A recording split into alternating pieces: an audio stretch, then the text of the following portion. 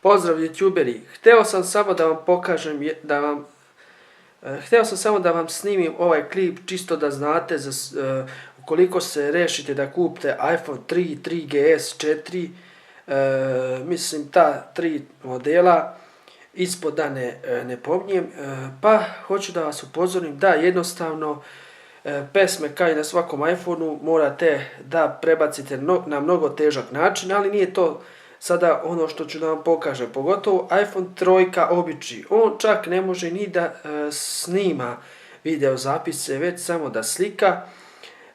Ukoliko ste želeli da imate iPhone 3 za multimediju ili tako nešto, nemojte ga kupovati. On samo danas je sposoban za poruke i za pozive. Za ništa drugo nije on nažalost danas sposoban. Jednostavno ne može ni na Safari ko da se ide, ne može apsolutno ništa, toliko je telefon propao da ja stvarno više nemam reči.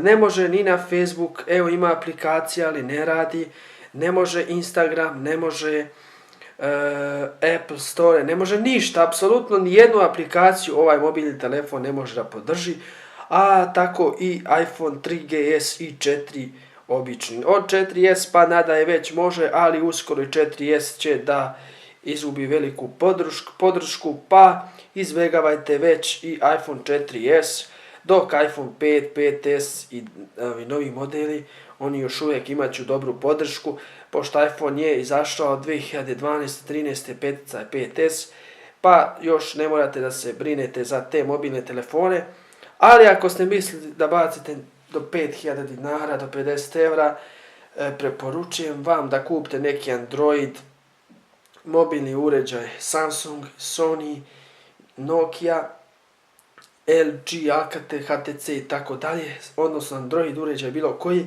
jer jeste da će rasecka Android, ali uvijek će moći nešto novo da podrži.